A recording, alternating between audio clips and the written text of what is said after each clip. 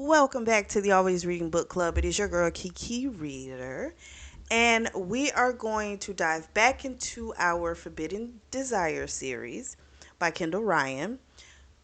If you have not already listened to the first book in the series, which is called Dirty Little Secret, that link is going to be available down below for that review. Once you finish that, come and join us as we dive into book two, which is called Dirty Little Promise. So I have to start this book off, well, this review, by telling you that the last piece of the review I gave you with Dirty Little Secret, that it was Gavin who she called, but that wasn't who she called. She called Cooper because he said, "Princess, what's wrong?" That was Cooper because he's the only one that calls her princess. And he came over. So now we're picking up from there. It's been a week since that phone call. Gavin has been trying to call her. She will not pick up. He's left so many voicemails that she no longer has room on her voicemail. So he's trying to call her now because this night they're supposed to go to Florida for a golf tournament, and she was supposed to be his date. And he needs to call the pilot and let him know, how many people are going to be traveling. So Sonya comes in because it's been an awful day already because different women have been canceling, which has put him in a bind. So Sonya comes in with couple of folders with some women that she knows that she think would, be good for the company. And she has their pictures and their bios and things like that. So he looks at them. He's like, these look great. Let's try and, push them through, get a background done, everything like that. So then the last folder is her. And he told her no again. Because remember in the first book, he had told her no. And she was like, okay. He's like, you're too important to us. So we need you here. So she goes, okay, well, just keep it on file just in case. Gavin calls Alyssa in, his assistant, and tells her to call Emma from her phone. So she does. And yes, Emma picks up. So now he's pissed because he knows it's not that something's wrong with her. She just doesn't want to talk to me, and he does not know why. So Alyssa's like, hey, we're just calling because tonight, you and Gavin were supposed to fly out to Florida for the golf tournament. We need to know if you're going to still come. And she says no. And so Alyssa's like, well, is everything okay? What's going on? Is there a reason? And by this point, Gavin is tired of being on the sidelines, and so he snatches the phone. And Gavin says, where are you, my pet? And she just says, Gavin. And she tells him that she knows about Ashley that Cooper told her. So now he is seething because he's pissed that Cooper would tell her this information. So he tells her, I'll be over there in 30 minutes. We switch to Emily's POV, and during the conversation she had with Cooper, she tells him what she saw on the internet, and he, of course, is very insistent. Listen, my brother did not have anything to do with her death. He really didn't. But in the back of her mind, she's kind of like, he likes it rough. His brother might not know that, so is this a possibility? So after she got the call from Melissa, she was actually leaving from the library, going back to her brownstone. So she gets there. Gavin shows up. It's a little awkward because this is his first time being inside of her brownstone. And dude's like 63, not 63, he's like 6'3", and he's buff, so he really, fills up the space in there. And she wants answers, right? She tells him about what she found out about, Ashley, and she wants answers. So then he tells her about the fact that Ashley had a prescription pill addiction. No one knew about it. He kept it away from pretty much everybody. She had suffered an injury, and that just kind of furthered her into this world of descent once she had to retire from dancing. So she then became an addict. And he tells her, I will answer any questions you have when we get to Florida. She's like, I didn't say I was going. But he just told her, he's like, you have 15 minutes to pack some stuff. Ben will be here to pick you up because I have to leave. And he left. And she's just kind of sitting there like, I didn't even really agree to this. But you know, if Gavin says something to her, she's going to do it. So Emily finally gets on the PJ. She's cold. She's very cold to him. And when he tries to like offer her a drink or something, she's like, I don't want anything to drink. She's like, it's midday because it was like around noon at this point.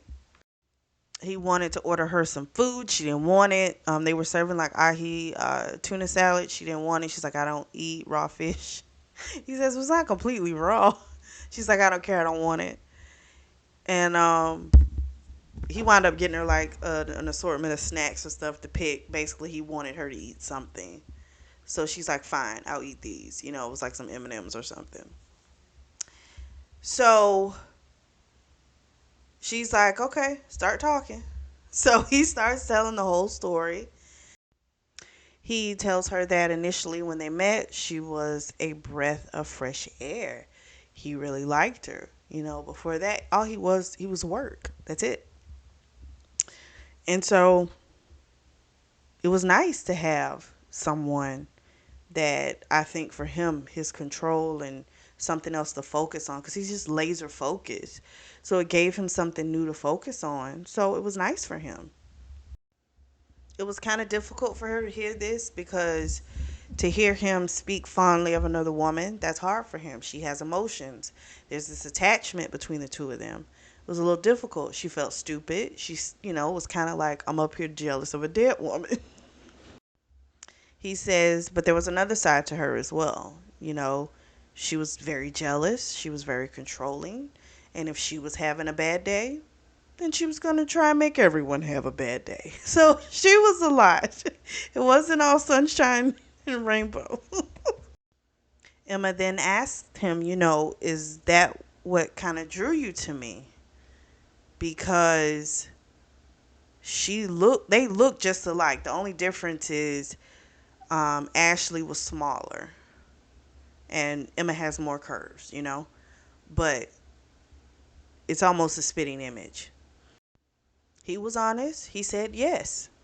He said, when I saw you, it threw me for a loop. And after seeing each other every day, I decided to throw caution to the wind and I put my card in the tip jar. So he says that it ended tragically, of course, as we know. And it seems that this is what he's thinking in his head. People he tend to love, that he loves, something bad happens. So you can tell he already feels like he's a jinx, which is, oh, that's so sad. And I get him of having a complex of not wanting to start stuff. But then you feel such a pull towards someone, it's like he could not do it. So this was a lot for her to hear. She's like, let me go wash my face. That was a lot for her to take in. He, of course, is worried that when everything comes out, he hopes they'll survive it. They get to Florida. It's a beautiful suite. He got 2 rooms because he wasn't sure where her state of mind was, and that was a good thing because she told him, I'm not ready to share a room with you. I'm just not at that place. And so they go to dinner. They talk a little more. We find out that Ashley started at the agency when she was 19. And of course, initially he had said no, she was too young. but she was very persistent and she was very intuitive when it came to her dates, her clients. And we find out that she grew up in foster care, so she learned how to read people really well. And so this made her really good at the escort service. Normally, when you first start out doing ballet, you don't make that much. So this was a great way for her to, of course, make good money. And so we find out that they started off as friends, and then it morphed into a relationship. And she didn't want to quit. And once she was forced to retire due to injury, and she had aged out. Um, she felt like all she could do was escort. Now I'm like, okay, that is not the only job that you can do. That is quick money. You know what I'm saying? But I'm just saying that was not the only job that you could do. So Emma asked about the bruises that were found on her when she died. And he said, we had done a little role play that night. She had asked to be tied up. He was like, but that was not the reason why she died. He's like, I would never do anything like that. I would never hurt anyone like that. And then he asked her about Nathan and wanted to know what really happened with that relationship. And she told him, he wasn't just controlling, he was abusive. And he would, scream all types of obscenities to me, talk horribly to me, and that morphed into the physical altercations. And finally, I left when I feared for my life. And she even described sex with him. It was rough. It was hell. Like, it was punishment. It wasn't any pleasure for her. He didn't care about her pleasure. Well, this alerted Gavin because he does do it rough. And he's like, is that how I take you? Is that how you feel with me? And she's like, no, no, no, no, no. She's like, you take care of me like you want to please me. It wasn't like that with him. And he's like, oh, okay. So then they get back to the room. He kisses her. She was about to cave, but she's like, no, I can't. There were still some doubts in her mind. She's like, I need more time. So then he leaves. He goes to his room. She goes to her room. She kind of feels like, oh my gosh, we're back to square one after all this stuff has been spilled. So the next morning, he has the golfing tournament to do. He was going to set her up for a nice spa day, but she's like, no, thank you. I just need my book and I'm going by the pool. Like, that's it. So he goes to golf. He's been out there for a short time and he gets a text message from Quinn saying, business emergency. You need to get back to Boston now. Quinn shoots him a link showing what has happened. So a majority leader and one of the girls from Forbidden Desires has been arrested for buying coke from an undercover cop. So of course the news is blasting this information. They're saying it's nothing but a prostitution ring, and now it's possibly a front for a drug ring. I mean, they are crucifying them in the press. So he tells the guys, I'll see you guys again. I'll see you guys later. Got a work emergency. So he leaves, goes to get Emma, and he's like, we got to go now. And she's like, what's going on? And he's like, work emergency. So they get back to the room, they pack, and she's like, you're scaring me. She's like, explain, like, what's happened. So then he tells her, and she's like, oh, okay. But she's like, you'll figure it out. You always do. So then they get back to the city. He drops her off. He goes to the office. Quinn's at his desk. They have their publicist there. They're trying to figure out a way, what statements they're going to put out. It's a lot. So they've already lost 15 clients. So they need to call all of their current clients and try and reassure them that everything, is going to be okay. Everything's on the up and up. And so that's what they're all going to do. Cooper hasn't arrived just yet, but when he does arrive, Gavin lunges at him and punches him. They fight in the office. He's pissed. He yells out, you told her about Ashley. That was my story to tell. So they're going back and forth. Quinn is like, getting in between them. This is not the time for your petty shit. Like this is not what we can deal with right now. So they finally calm down. Everyone goes to their different offices and they start calling their different people. So they worked and worked and worked through the middle of the night, damn near into the next. It's actually the next morning. Gavin fell asleep in his chair. He was having a dream about being back in Florida, and he was having a dream of basically what he wanted to have have happened while him and Emma was in Florida. So he was having a sex dream, and he wakes up. He's feeling this sensation, and that's because Sonya is down there by his dick. She hadn't pulled it out yet, but she was getting ready to, and he lost it. Because guess who pops in the door at the very same time that he wakes up and realizes this? Emma. So Emma runs because she's pissed, and he hops up and runs after Emma. He's like, I know what you saw, but it was not like that. And this is a pretty rough thing, because I don't think I wouldn't have believed him. You know, like, you really gonna tell me you didn't know a bitch was at your dick? I don't think I could. I'm just being honest. So he has to convince her, and he's like, come back with me. Like, I will prove to you, like, I'm getting rid of her right now, because she basically, that was assault, She begrudgingly agrees to go back with him. And sure enough, Sonya's like, I'm so sorry, and all this type of stuff. And he's like, you should have thought about that before you did what you did. And he told her, she was fired. So Quinn comes out because he's hearing the commotion. And he's like, what the fuck is going on? And he tells him he's like, let me speak to you privately. Gavin does. Which I don't know why he did. No. I said it so wrong. Quinn pulled Gavin aside and pulled him into the office. And they talked, and he told him what happened. But before he could tell him, the first thought Quinn had was, this has got something to do with Emma. She's a bunch of problems. Whenever she's around, chaos happens, right? But then he told Quinn what Sonya did, and then, Quinn had nothing to say. He's like, yeah, she gotta go. But here's my thing with Sonya, because she was kind of looking at Emma, kind of pleading with her to, like, try and convince Gavin not to do this. And this is what I do not understand. I do not care how much you like or fantasize about someone.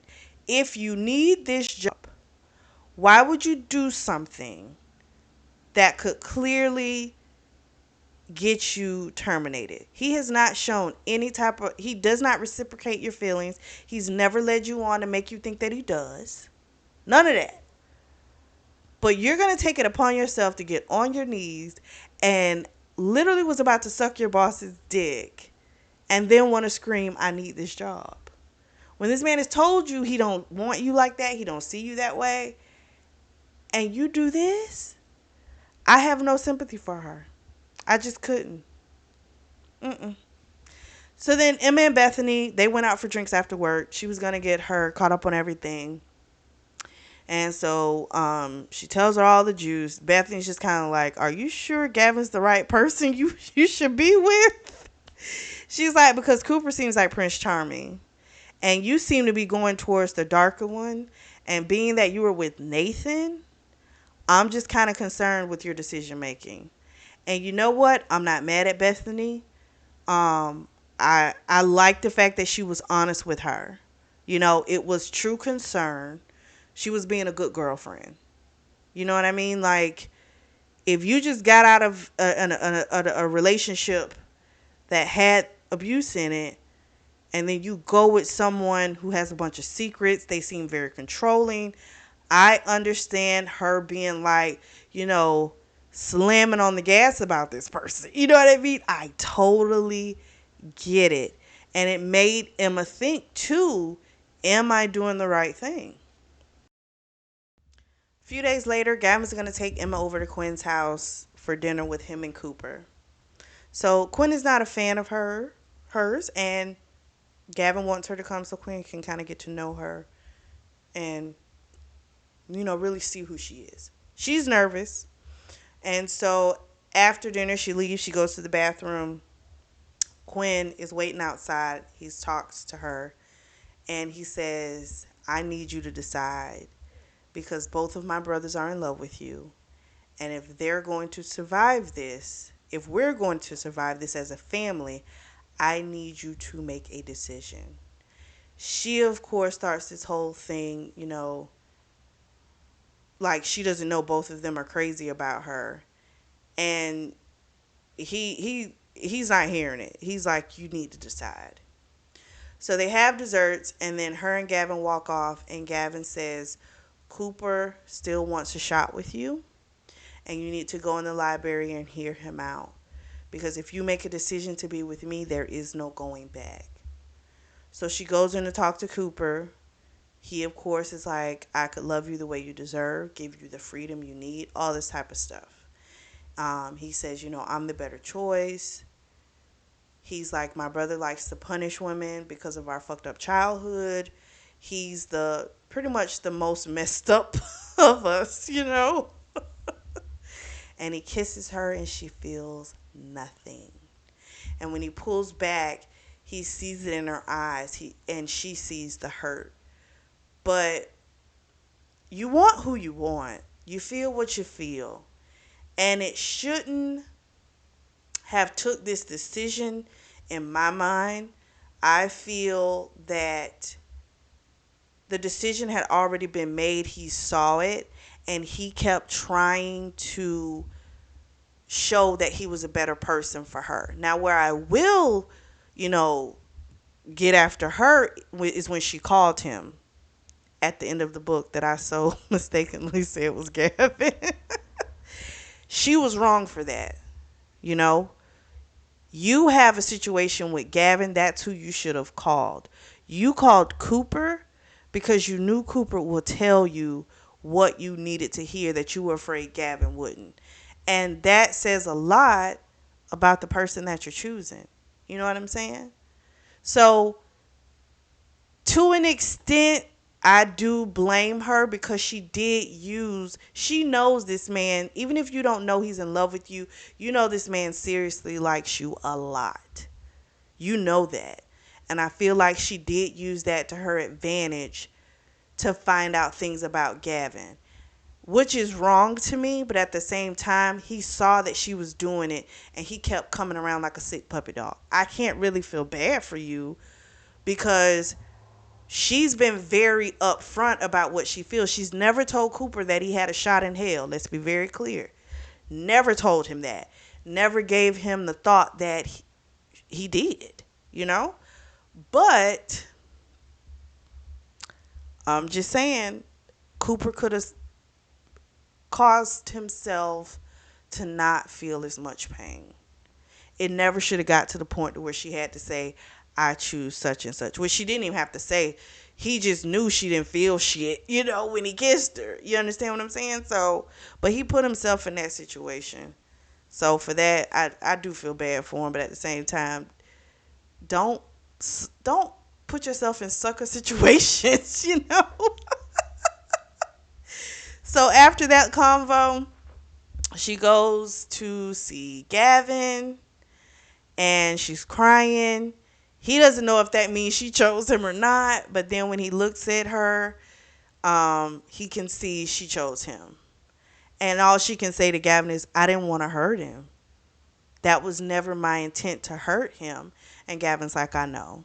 And Gavin felt bad too because he didn't want to see his brother hurt. Quinn actually, before Emma had came out, was talking with Gavin, and Gavin said, when we leave, get him really drunk, you know? And Quinn was kind of like, well, what if he doesn't choose to, what if she doesn't choose you? And, I don't think it never entered Gavin's mind that could be a possibility because it couldn't be a possibility for him. You know what I mean? He felt that thing for her, But I think it's on another level to where it's like, no, this is it. Like, it's her. Like, there is no other person. You know what I'm saying? So he wouldn't even allow his mind to go to a place of her not choosing him. Quinn did ask him, if she chooses you, be respectful. You know, don't be all over each other in front of him. Like, give him time to grieve this. And so Gavin agreed to do that. And so they leave and they get in the car and they ride around, and he just tells her how much he needs her and that he needs more from her. So they get to her brownstone. They get out. Well, she gets out first. She's like, well, we need to talk about what you just asked. Like, what do you mean? You need more. And they have the conversation about him being a dominant and her being a submissive. And he wants her to call him sir. He was kind of concerned. She was concerned. Let me say it correctly. She's like, do we have to do a contract? Because she's thinking about 50 Shades of Grey. Great series to read, by the way. But she was thinking of that, and he's like, no. It's not those extremes. So then he takes her to the bedroom, and he tells her to get on her knees. So let the training begin. He told her to take his cock out. She took it out. She started to suck it. And then he wanted her to keep going. He had to tell her to stop, though, because then he couldn't take it. He was about to come. So then she stood up, had her bend over, went to Pound Town. He loved the fact that she could take the hard poundings and that she loved it. It was a great read. So he knew that he wanted not just for her to be just his submissive, but like his everything. And that was wild for him. So the next morning she awakens and there's a note from Gavin, and it's just saying that he had to leave, blah blah blah. And so she gets ready. She of course is thinking about how to approach him, about what she needs, and being that, you know, he's different, okay? He's not the same. You can't approach him like you would like a normal person. So she gets ready for work, walks outside, smells this like horrible smell. Looks down, there's something in paper. She opens it up, there's blood, some kind of dead animal. So she runs back inside, locks the door, calls Gavin. Gavin, of course, is furious, and he tells her, go back inside and lock the door. And so she does what he says, and the guys were having a press conference at this time.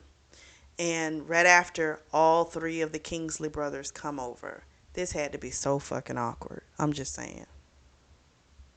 So Cooper, Quinn, they're all there.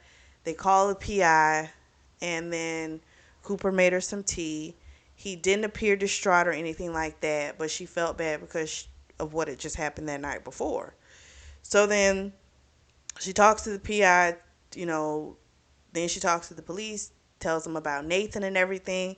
The PI thinks it's kind of strange that after a year of being broken up, he is just now deciding to do something like this, you know. But at the same time, he was just banging on the door probably like the week before or a couple of weeks before. So I don't know. Still seems like he could be possibly watching, because that was her first night having a man stay over. So I would still think it's Nathan. That makes sense to me, but the PI thinks it's possibly somebody else.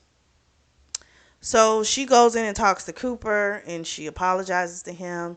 He's like, Princess, it's fine. You made your choice. Like, that's it.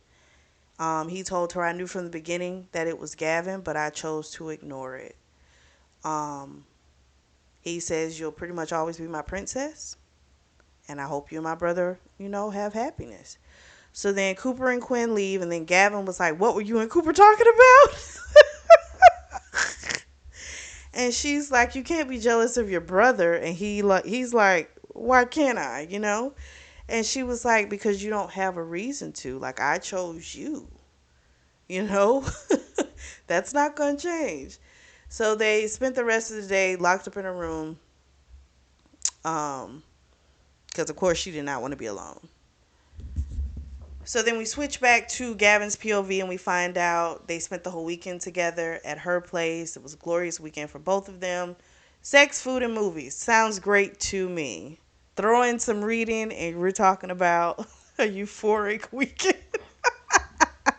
So Monday comes around and he doesn't want her to go to work. And he had wanted her to come to his place, but she didn't feel comfortable doing that. She's like, she didn't want to run from what had happened.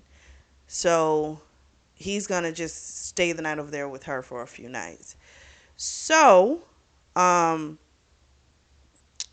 she goes back to the library, but he, of course, is like, he didn't want her to do it. He's like, because I'm sure Nathan knows where you work. And she's like, the police station's like right next door to the library. So he'd be a fool to try something. But he had hired her a driver. So that person's going to take her to and from work. So then he goes to work. Quinn comes in, tells him, hey, we got to go to DC. So there's a TV appearance that they need to make, national news, and or national morning show, shall we say. And, you're the face of the company, so you got to be there. But he's like, I can't leave Emma, and I don't think she's going to be up for traveling. So Quinn says maybe Coop could do it. So even though he didn't want to, he knew Coop, of course, was is going to protect her like he would. So he went and asked Coop. Coop, of course, was like, of course I'll protect her. Like, I don't want anything to happen to her. Um, he's like, if something happened to her, that would devastate me too. So he agreed. So then Gavin called Emma to let her know what the plan was with Coop. And at first she was like, it's not necessary. But then she stopped battling him about it because the truth of the matter is her ass was worried and scared still. Um, and so she agreed. Cooper picks her up from work. They go get greasy burgers. She had been nervous. She even talked to Bethany about it. And Bethany was like, listen, if you need a third wheel, just call me and I'll come over to be the buffer.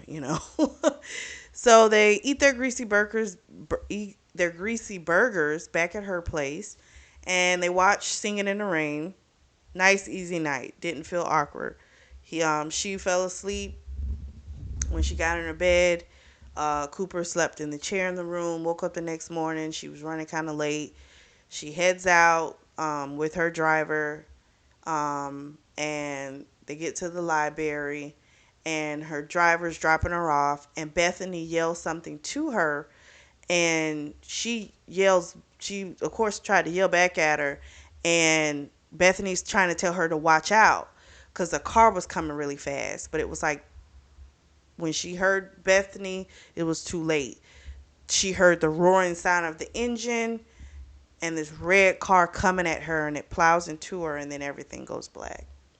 So we switch to Gavin's POV. He's in a shell shock. Pretty much when he gets that phone call, he flies right back to DC, him and Quinn. He goes to see Emma. He's pissed at Cooper. He's pissed at himself. But of course, he's going to take it out on Cooper. So he calls Cooper to come outside of the room and lays into him. And it's like, you had one job. It was to protect her, and you failed. Cooper goes off. Cooper's like, what was I supposed to do? Stand over her every breathing minute? Every breathing minute? You know? He's like, it was your driver that brought her in this morning, that took her to her job. No one had a way of knowing that something like this would happen. And he's like, I'm tired of this shit. I'm sick of both of y'all. He's like, you all can have each other. And he left. And Gavin knew he was wrong, but he was in no position to admit it. So he goes into her. She's hooked up to some IVs. I don't think any bones were broken. Maybe some ribs, maybe. Maybe her ribs were messed up. I think they were bruised pretty bad. They have a little conversation. She goes home. He stays with her for a few days. He hasn't been taking any phone calls from his brothers. So, well, really his brother, because Cooper ain't gonna call him. So, there's a knock on the door one morning. It's Quinn and Cooper. She's in the bath, and they're like, "We gotta talk to you about something." And Cooper says, "I'm leaving." And Gavin's like, "What? Where are you going?" He's like, "I'm gonna go look into some properties in another state." They had always talked about expanding Forbidden Desires, and he needs some time away. So Gavin still can't bring himself to apologize. Um, I think it's best for Cooper to leave because I don't think he needs to be around this. Like, he doesn't. I think that was a heck of a lot to ask him to watch over her. I feel like he just could have hired armed guards 24/7, had to be around her. Just saying. You got the money. But to ask him to do it, I feel was kind of cold and it was selfish. And you were using his emotional attachment to her, knowing that he loved her, which meant he would protect her, and it was like, at what cost to Cooper? So I get it. Cooper needs to be away for a little while because that's too much, you know? He goes back into Emma. He doesn't tell her what that conversation was. Um, Emma wants to have sex, and he's like, "No, you're not well enough." But she's begging, and so he eats her pussy, and they have a nice little fuck. Um, he doesn't come inside her because I think when he f's her, it's like really hard. So he just jacks off and comes on her stomach. So eventually, Emma goes back to work. She walks in expecting like a pile of work, but Bethany had helped her out a lot. So she didn't have that much stuff to come back to, and she was extremely grateful. Before she was leaving work, her mother showed up, and she's like, "Mom, like, what are you doing here?" And her mom's like, "Did you forget?" So they have this standing date, I think once a month, and she had forgot about it. And keep in mind, her mother doesn't know the fact that she was in the hospital. So they make their pizzas at her place. Her mother starts asking her if she's dating. And the way she smiles or looks, her mother can tell, like, yeah, you got somebody. So then her mother also notices the bruises. And that's when her mother freaks out. Her mother's flipped. She's like, not this again. She's like, I can't believe. Why do you keep picking these type of men? Like, we got you a therapist. She's like, I don't understand. And her mother, instead of her just saying, "Mom, the new guy had nothing to do with this," tell her there was literally someone ran me over with a car, there's an investigation. You could have said that to your mother instead of, Mom, but listen, you could have just said it. And so she didn't, and her mom was like, "I gotta go, I can't be here." And her mom leaves all panicky. But now she has this thought process of whoever she's dating is a piece of trash.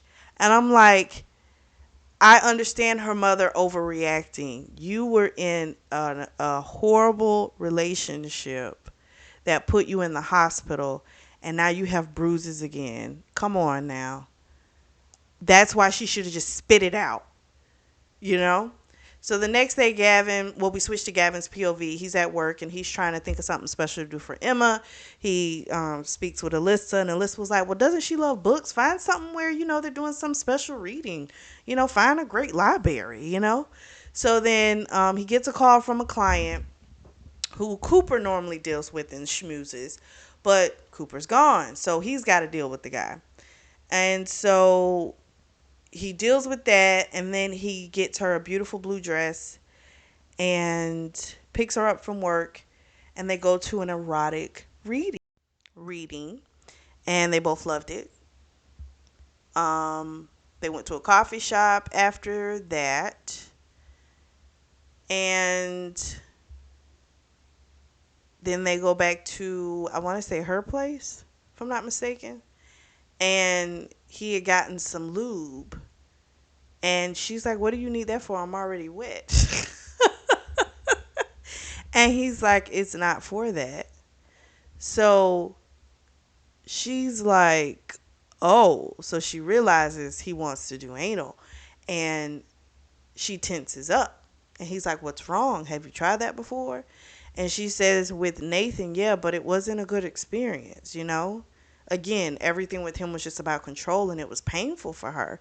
So he wants to wipe those memories out, but clearly he's going to have to work her up to that. So they just have a nice hard fuck. And she asked to ride him, and when they're done, they both came at the same time. So then afterwards, she told him that she loved him. He didn't say anything back. He said, "Thank you, my brave girl, my pet."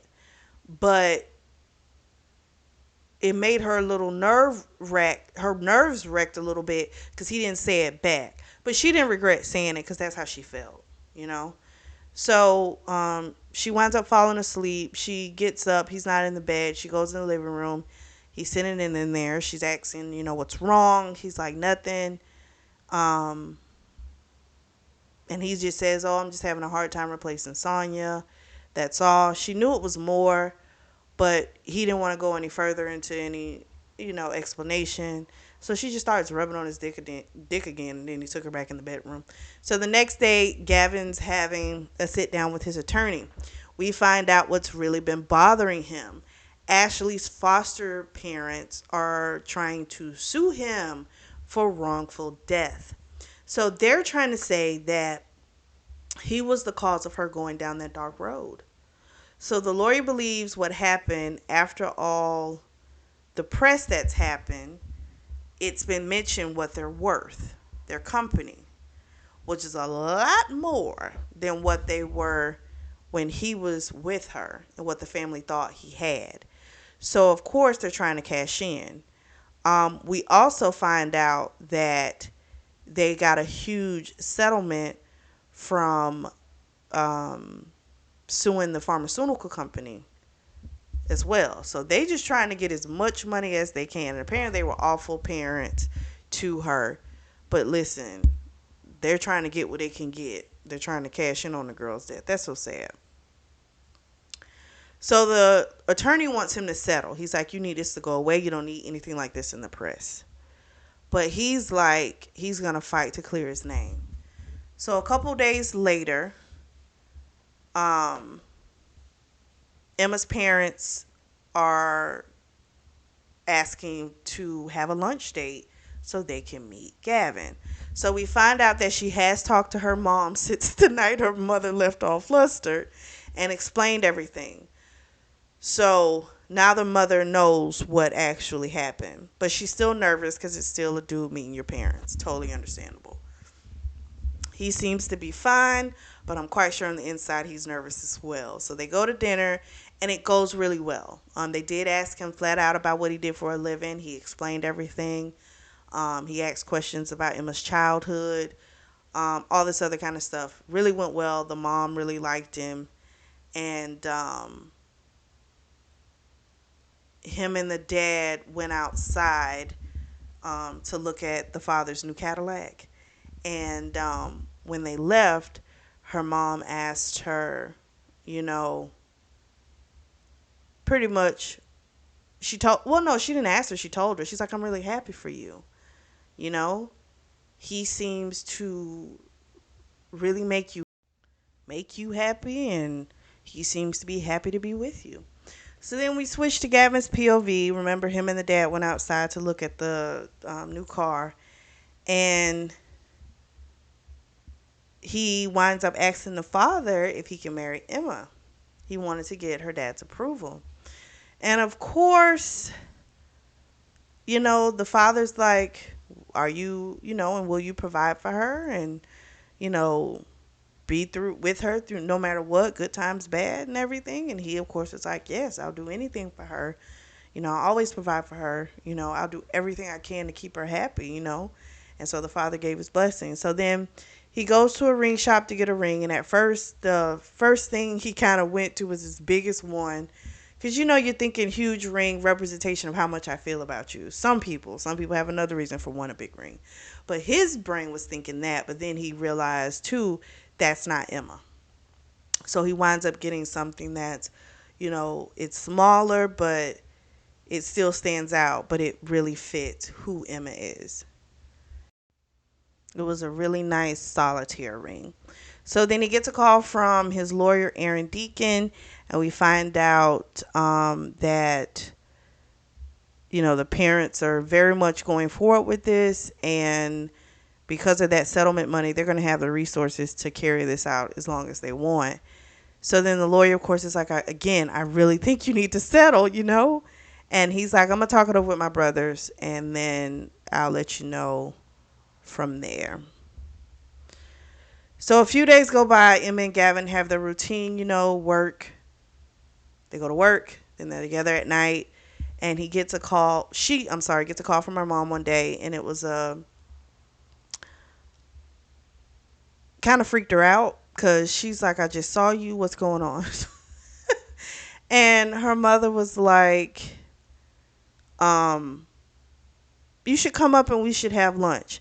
Now, this worked out great because there was no one else at the library, and she was kind of panicky about that. And so when she got the call from my mother, it worked out beautifully. So she's like, sure, I'll come up. So her driver's name is Felix.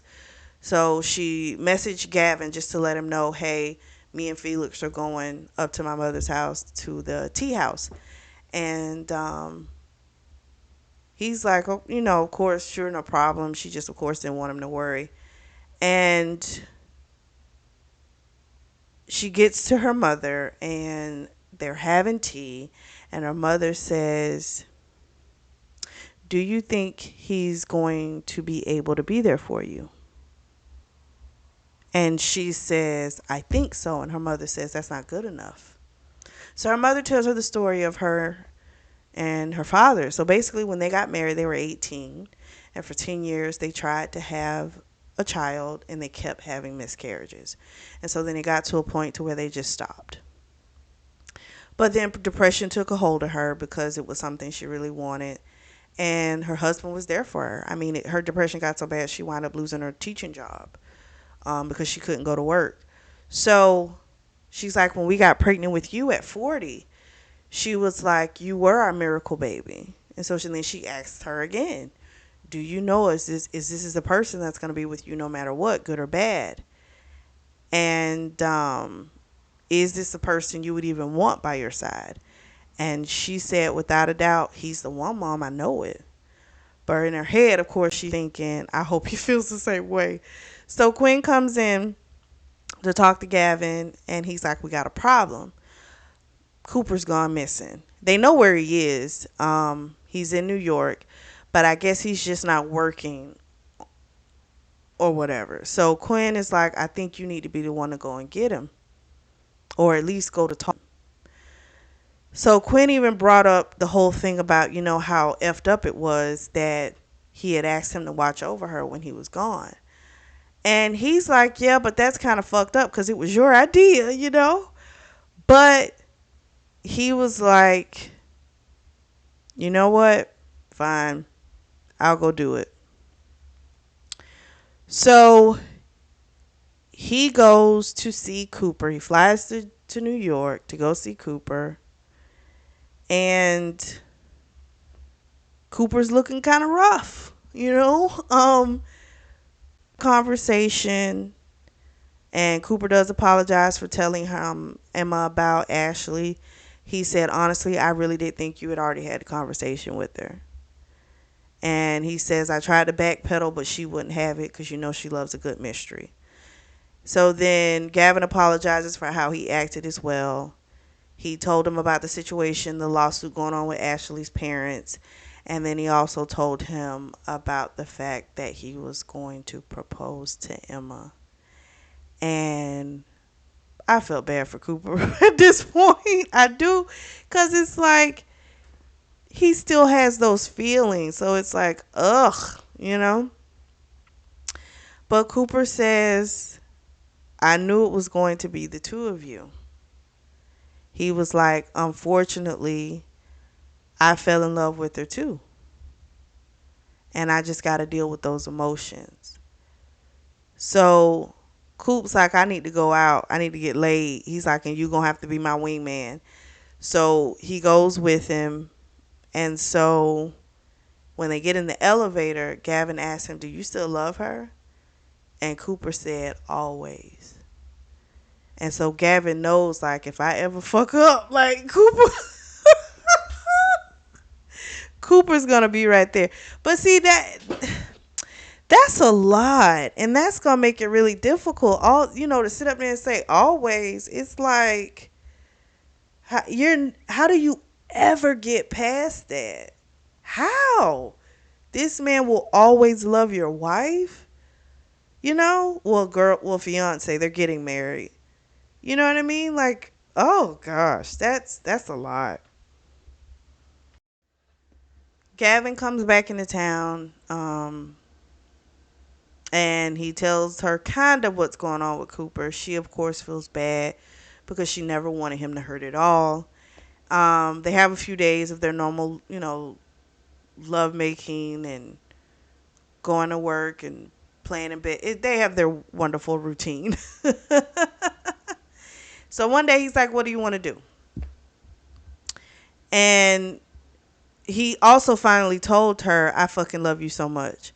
And she was so happy to hear it because she knew he really felt that way. So she says, "You know what? Take me to the organic market and let me make you my grandmother's homemade pot pie, chicken pot pie." And he's like, "Okay." They go back to her apartment, and right away they can see something's wrong. The door looks messed up. The outside is messed up. Open the door. The hardwood floors are messed up. He tried to make her stay in the car, but as soon as he went in, she comes trailing behind. And it's just been destroyed. There's damage everywhere. So she really thought, like, oh my God, Nathan really is not going to be happy until he takes me out. So then Gavin goes, looks at the rest of the house, and when he comes back, she says that to him, like, he's never going to stop, like, until he really takes me out. And Gavin says, Nathan didn't do this. So she's like, what? So he takes her into the room, and someone has written in her favorite red lipstick, "Die bitch." He knew the writing. It's Sonya. I was like, oh my gosh. So Sonya was the one that had put the dead animal on her step. Sonya has the red car. That's who tried to hit her. And apparently, when the police came, they told him all this information about the writing and everything like that.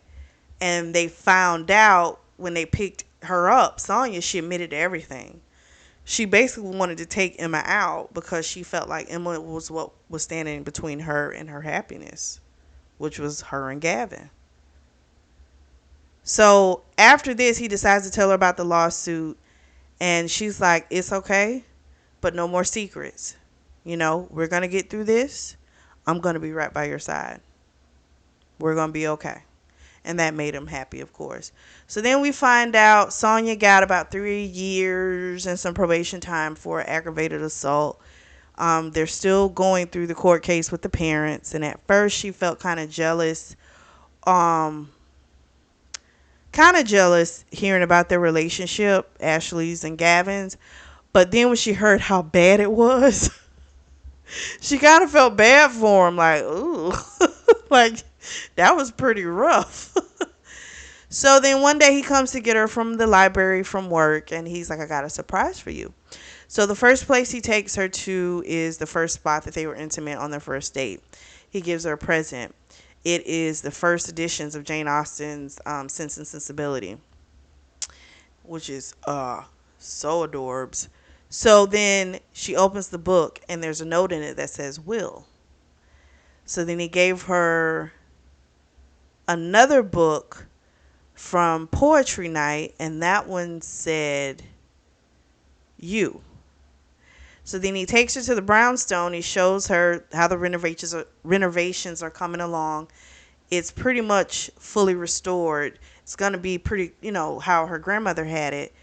And she's thinking, oh, well, it's not going to be a proposal. But then he takes her to the bedroom, and he takes out the box and the engagement ring and he asks her to marry him. It was so sweet. I thought this is so cute. Like, you pay attention, you understand your person, and you craft something to let them know that you get them, you understand them, and you appreciate them. I thought that was a beautiful proposal, and I just thought that was so sweet. So then she, of course, says yes, and, tells him, you know, I'm ready to try. And he automatically knows what she's talking about. Girl wants to try the anal. So he, of course, lubes her up. He's super gentle with her, and they have an amazing time, and they both come really hard. And then they spend the rest of the night back and forth between falling asleep and fucking. So that was their night. So the next morning, he has some missed calls and some messages, and one of them is from his lawyer. And no, two are from his lawyer, one is from the judge. He listens to the message, and the judge is basically saying, listen, I reviewed everything. I've been bombarded with letters from people that, knew both you and Ashley, and this is clearly nothing but a money grab. He goes, looking at all the evidence, this is going to be off of my docket by Monday. So basically, he's dismissing the case. So he goes back to tell Emma, and she, of course, is like, are you serious? And he's like, yep, it's over. And so then, of course, they go back to their hunching again. So a few weeks later, they get married. It was like a winter wonderland in a really big bookstore in downtown. It was small. Cooper did not come. Gavin understood. Emma felt bad. She was like, I'm sorry. I know, you wanted your brother here. But he was like, I don't think it would have been good for him to come. I think if he would have saw you in that dress, I think it would have crushed him all over again. Her mom pulls her aside. Of course, starts talking about the whole thing. When you're going to give me my grandbabies? And she's like, Mom, we just got married. We're not even thinking about that right now.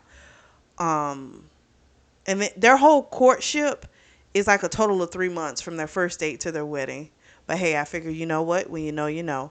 So then later on, Gavin and her have a conversation at the wedding. She pulls him aside, just kind of seeing where his head is when it comes to children. And he says, I don't want them. I'm not capable of that. He's like, I mean, what I came from, like, I could never see myself being a father, And that broke her heart. And of course she's thinking, why didn't I ask this question before we got married? But she loves him. That's her person. And she's like, hopefully, it'll be enough.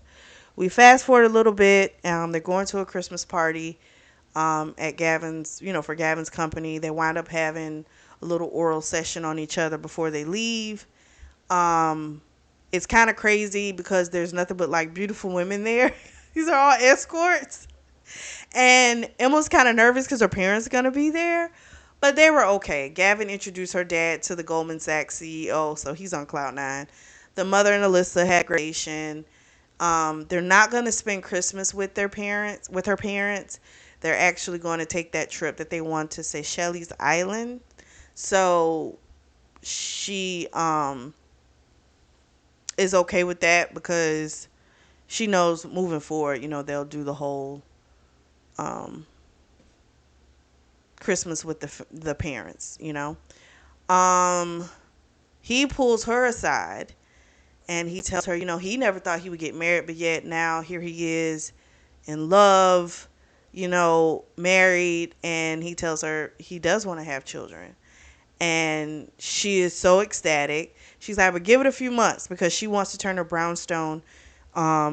It's fully renovated now. But he, of course, was like, you can use it, to have a girls' night when you want to get away from me. But she's going to turn it into a bookstore. And I thought that was really, that's really cute. She loves books. And hopefully that magic she felt there, it'll, others will feel that when they come visit. So I thought that was really sweet. So they get there, happily ever after. So then we find out about Cooper. He hasn't opened up a Forbidden Desire second location. He's just done with the idea. And the relationship between him and Gavin is deteriorated. I think once he knew like they were officially getting married, I think it was just too much for him. So he stayed away. He's now in Florida. He's been having his different women, trying to work Emma out of his system. He calls all of them princess. He's even calling this current one princess who's sucking him off.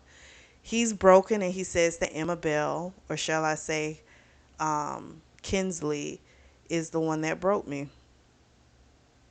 Even though he knows that he was playing with fire. He was happy for his brother. It just hurts too much. So his phone's beeping. He's thinking it's Quinn, but this time it's Gavin. And he realizes, yeah, he's going to have to return to Boston a lot sooner than he had anticipated. And this is going to be a dark cloud. So the next book in the series is going to be called Torrid Little Affair. And we are going to dive into that one. What did you all think of this book? I mean, I really liked it. What a gut wrenching scene to read when she didn't feel anything when he kissed her. Oh my gosh, so gut wrenching. This is definitely a good read. Let me know what you guys think. Drop down in the comment section and let me know. If you are in the market for a beautiful notebook or journal, I do have those on sale, and that link is going to be available down below. Make sure you like and subscribe. And as always, I truly do thank you all for your support. And thank you for tuning in to the Always Reading Book Club.